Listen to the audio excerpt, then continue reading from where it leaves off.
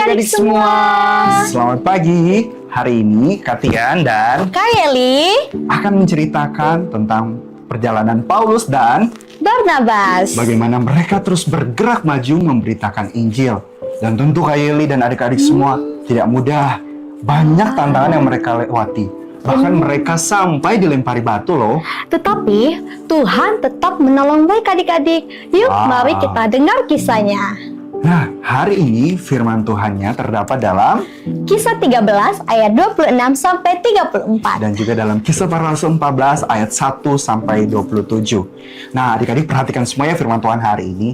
Nah, Kak Yeli, adik-adik semua, kita ya beberapa minggu ini kita sudah dengar firman Tuhan Benar, dari Kak. guru-guru bagi menceritakan bagaimana perjalanan Paulus, Barnabas, bahkan rasul-rasul lain.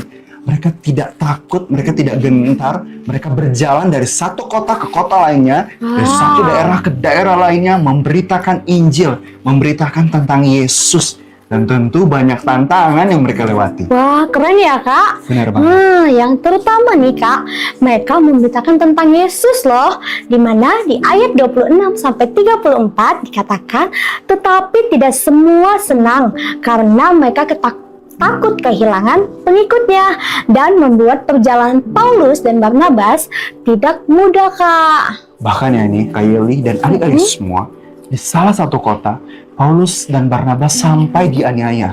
Dan mereka akhirnya pergi di Ikonium. Nah, di Ikonium itu ada orang-orang jahat yang nggak suka sama Paulus dan Barnabas. Bahkan sampai di satu titik tersebut, di kondisi tersebut, di Ikonium itu, di daerah itu, mereka dilempari batu. Jahat bener ya Kak. Ya, Kak Yeli pernah dilempar batu nggak? Pernah. Batu itu kan keras ya Kak? Sakit ya berarti banget ya? nih. Sakit ya? Nah, diketahui mereka pergi dari kota itu sampai ke Listra adik-adik, di mana mereka menyembuhkan orang lumpuh. Wah, hebat nggak Kak Tuhan Yesus itu? Keren. Nah, sampai dikira mereka itu dewa. Karena saking hebatnya mereka Tuhannya, dikira mereka sampai dewa loh Kak. Namun, orang Yahudi di kota sebelumnya yang tidak percaya Yesus membujuk orang banyak loh Kak. Dia melempari Paulus dengan batu sampai disangka Paulus mati Kak. Dimana adik-adik tahu nggak di ayat 20 dimana dikatakan akan tetapi ketika murid-murid diberi mengelilingi dia, bangkitlah ia selalu masuk ke dalam kota Kak. Nah, keesokan harinya Katian berangkatlah ia bersama-sama dengan Barnabas dan ke Derbe. Jadi saat itu Katian, murid-murid mengelilinginya. Paulus mempunyai kekuatan untuk bangkit Katian. Namun Katian tahu nggak? Apa tuh? Adik-adik bisa menjadi penyemangat loh bagi buat orang untuk memberitakan tentang Yesus Katian. Wow, keren banget ya tantangannya mereka. Dan mereka itu udah bayar harga, Benar, jalan Katian. dari satu ke dari satu daerah ke daerah lainnya, dari satu kota ke kota lainnya. Udah perjalanannya jauh loh Benar Katian. banget. Saat itu kan nggak ada keren. motor, nggak ada mobil. Benar Kadang betul mereka- Katian. Mungkin pakai kapal, tapi juga kadang harus jalan kaki. Wow. Mereka bayar harga, tapi juga mereka sampai dianiaya dan dilempari batu. Tapi kita bisa lihat penyertaan Tuhan ya. Nah, Benar Katian. ada kabar baik juga, Kayli, adik-adik Betul. semua. Di Derbe, ketika mereka sampai di Derbe, dan ketika di situ Paulus memberitakan firman Tuhan, banyak murid-murid, banyak orang yang terima Tuhan Yesus. Wow. Dan di situ Hebat, banyak hebat, hebat. mujizat yang terjadi. Wow, pros dong Kak. Emang Wow. Tuhan Yesus tuh baik banget ya Kak. Yesus kita tuh hebat banget.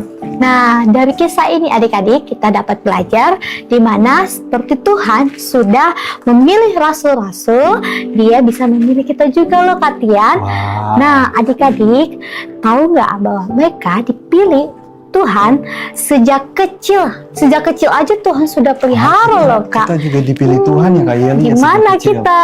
Nah, makanya adik-adik kalau percaya Tuhan selalu menyertai kita.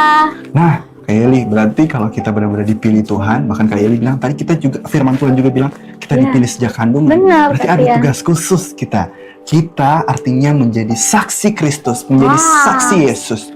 dimanapun kita berada, di sekolah, di rumah, di gereja, dimanapun kita berada. Nah, sama seperti Paulus dan Barnabas tadi, ketika mereka menyaksikan, mereka memberitakan tentang Injil, ada tantangan yang mereka hadapi, ada masalah yang mereka hadapi. Mungkin juga ketika kita di sekolah, ketika kita berusaha menjadi berkat nih, jadi teladan. Seringkali mungkin ada teman-teman yang mengejek kita, menghina kita, karena kita menjadi anak yang baik. Tapi tenang adik-adik semuanya, ada janji Tuhan. Apa tuh Kak Yuli? Janji Tuhan, Tuhan menolong dan menyertai kita semua loh Kak Tian. Dan Tuhan menunjukkan kuasa-Nya dan kasih-Nya kepada kita.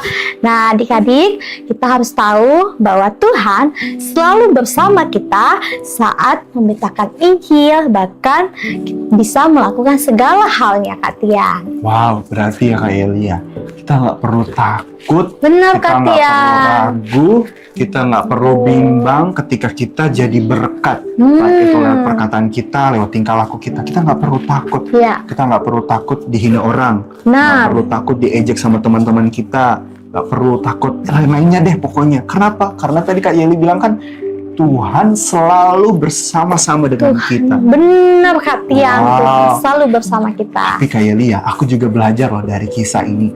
Lewat kisahnya Rasul-Rasul dan Paulus dan Barnabas, mereka memberitakan Injil ke semua orang. Ternyata Tuhan itu tidak pandang kulit hitam, kulit putih, rambut lurus, rambut keriting, atau semuanya. Firman Tuhan itu disampaikan ke semua orang. Benar Kak Tian. Artinya juga mungkin kita sebagai anak Tuhan, ketika kita jadi berkat, ketika kita berteman, kita nggak boleh pilih-pilih ya Kak Yeli. Nggak boleh pilih-pilih dong Kak Nah, Tian. benar banget. Sekali lagi, tentu ada tantangan, tapi jangan takut. Sebab Tuhan selalu menyertai anak-anak Tuhan. Jangan takut, jangan bimbang, jangan ragu untuk menjadi saksi Yesus, untuk menjadi berkat bagi semua orang. Nah, buat adik-adik di rumah, ada hafalan nih. Di mana Kak Tian? Mazmur 67 ayat yang ketiga.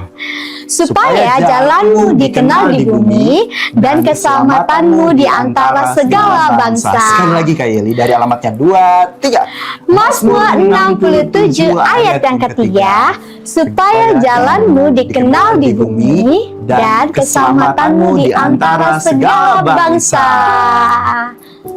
Nah, adik-adik, bagi kamu yang baru pertama kali mendengar tentang firman Tuhan hari ini, Kak Tian dan Kak Yeli, ada satu kabar baik buat kamu semua.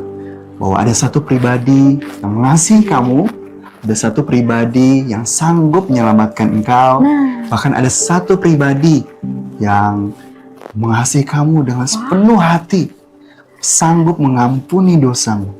Nah, kalau kamu orangnya, kamu mau menerima keselamatan itu, kalau kamu mau masuk surga, bukan kamu mau dikasihi, kalau kamu mau diampuni dari kesalahan-kesalahanmu, ini sekarang waktunya, dan ikuti Kak Tian berdoa. Tuhan, hari ini aku memutuskan untuk menerima Engkau sebagai Tuhan dan Juru Selamatku. Aku mau dibebaskan dari dosaku, aku mau diampuni dari dosaku. Tuhan, aku undang Engkau masuk dalam hatiku. Dan Engkau menjadi Tuhan dan Juru Selamat atas hidupku. Hari ini juga Kak Tian berdoa buat anak-anak yang sudah mendengarkan kebenaran firman Tuhan, yang sudah beribadah, yang sudah memuji, sudah menyembah Tuhan. Engkau memberkati mereka di sekolah, Engkau memberikan kekuatan, kepintaran, di rumah juga Engkau memberikan kekuatan Tuhan daripadamu. Tuhan bahkan memberikan keberanian bagi kami untuk menjadi saksi Tuhan, menjadi berkat dimanapun kami berada. Kami ucap syukur di dalam nama Tuhan Yesus. Haleluya. Amin. Nah, adik-adik, bagi adik-adik yang mau bergabung bersama kami ibadah secara onsite dan ketemu teman-teman yang lainnya, boleh datang ke GPDI Elohim. Alamatnya di Jalan Kombes Pol M Duryat nomor 56 dekat Polres. Nah, sampai jumpa. Bye.